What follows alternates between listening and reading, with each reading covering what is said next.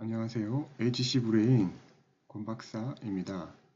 오늘은 언어 발달이 늦은 아이의 언어 향상법에 대해서 설명을 드리도록 하겠습니다. 보통 언어 발달이 늦은 아이들은 많은 언어 교육을 어릴 때부터 실시하게 됩니다.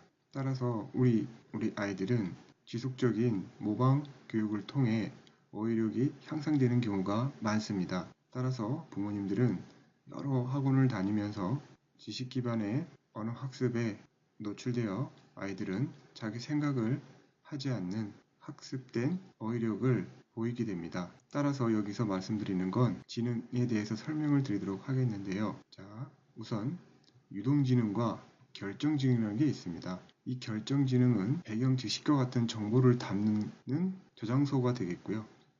유동지능은 새로운 정보를 받아 그걸 본인 걸로 만드는 지능이 되겠습니다. 자, 예를 들어 그림을 보시고 여기에 들어갈 그림을 찾아보겠습니다. 자, 여러분들도 한번 찾아보십시오.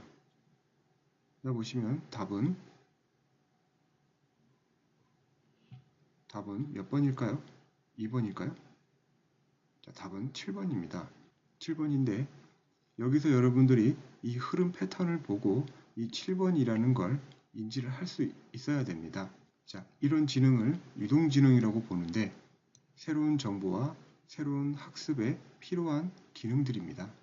즉, 어떤 정보를 받아들일 때, 새로운 정보를 받아들일 때 이걸 빨리 자기화시켜 문제를 해결하는 그런 능력을 유동지능이라고 합니다. 자, 그리고 결정지능은요.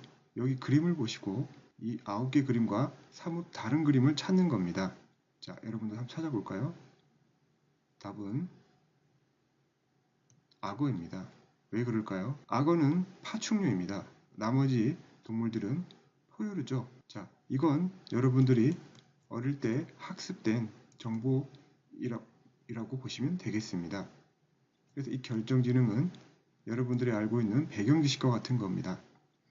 그럼 이 배경지식이 잘 들어가려고 하면 이 결정지능이 어떤 배경을 잘 넣으려고 하면 이 유동지능이 커야 됩니다.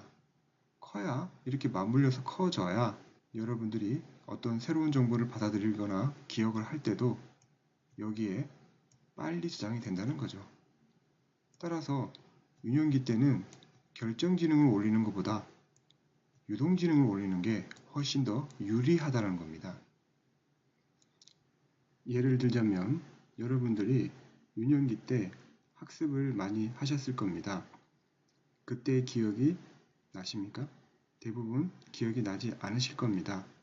따라서 그때는 결정지능이 잘 개발될 수 있는 연령대가 아니라는 거죠. 따라서 유동지능을 향상시킬 수 있는 훈련이 훨씬 더 유익하다고 볼 수 있겠습니다. 따라서 유년기에는 결정지능을 올리는 것보다는 유동지능을 올리는 것이 지능개발에 도움이 될 수 있다는 거죠.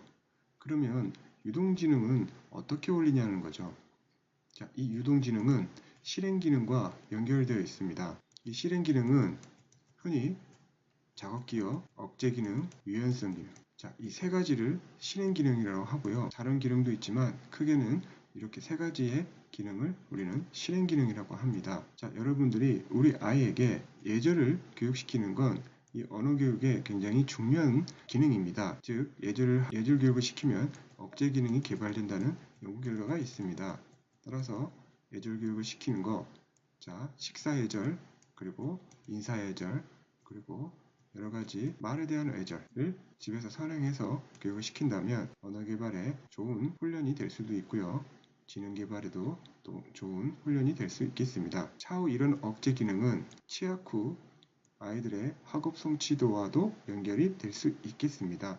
따라서 예절 교육은 중요하다고 보시면 되겠습니다. 그리고 상호작용 훈련입니다. 상호작용 훈련은요, 이런 유연성과 억제 기능이 필요한데요. 즉, 가정에서 일방적인 대화법으로 하지 마시고 아이의 생각을 충분히 끌어낼 수 있는 대화로 상호작용에 의해서 대화할 수 있는 훈련을 하시라는 겁니다. 그리고 학습할 때는 본인이 할 수 있는 시간을 주라는 겁니다.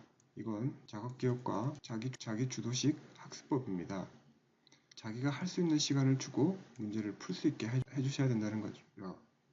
주로 언어 발달이 늦은 아이들은 학습력이 저조하다 보니까 부모님들이 마음이 급해지는 경우가 있습니다. 따라서 계속 주입식 교육에 노출되는 경우가 많은데, 이때는 오히려 조금 천천히 가시더라도 본인이 할 수 있는 시간을 주고 미흡하지만 본인이 대답하는 거에 초점을 맞춰 학습을 하는 것이 좋다고 생각합니다. 자, 그리고 10분 낮잠을 자라. 낮잠 자는 훈련이 굉장히 중요합니다.